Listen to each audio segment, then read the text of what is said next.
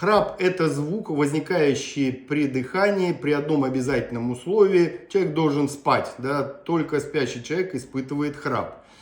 Связано это с колебаниями верхних дыхательных путей на вдохе и на выдохе. Причин храпа несколько. Первое – это патология, то есть болезни носоглотки, от обычного ринита до аденоидов и гипертрофированных миндалин, ожирение, а также ряд внутренних заболеваний, к коим относятся гипотиреоз и ряд нейроэндокринологических заболеваний.